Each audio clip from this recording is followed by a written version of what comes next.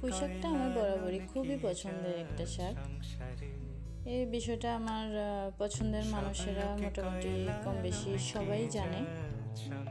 তো এই ফ্রেশ কচকচে শাকগুলো নিয়ে এসেছিল বাবার গাছেরই।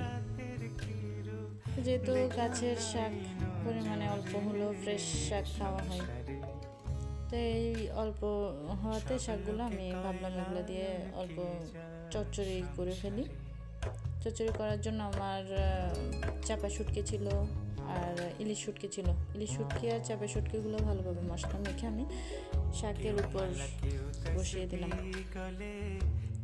তো এই তরকারিটা রান্না করতে বেশিক্ষণ সময় লাগে না, মিনিমাম 5 কি 7 মিনিটের মতো লাগে। এগুলো ভালোভাবে আমি বসিয়ে শাকগুলো দিয়ে ঢেকে ঢাকনা দিয়ে ঢেকে দিলাম। ঢাকনা ঢেকে দেওয়ার পরে 2 মিনিটের মধ্যেই হয়ে যায়, সময়ও কম লাগে, আবার অসাধারণ একটি রান্না হয়। আমার কাছে মোটামুটি খুবই ভালো লাগে এই রেসিপিটা। যারা আগে কখনো ট্রাই করে দেখেন না, অবশ্যই এভাবে করে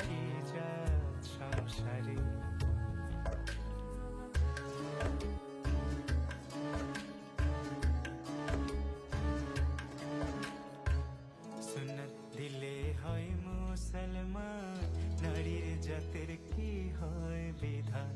বামুন চিনি পইতে প্রমাণ, বামুন চিনি পইতে প্রমাণ। অবশ্যই ট্রাই করে দেখবেন বাসায়, খুবই মজাদার একটা রান্না। তো বেশ, আমার রান্না রেডি। টাটা। জগৎ বেড়ে জাতের কথা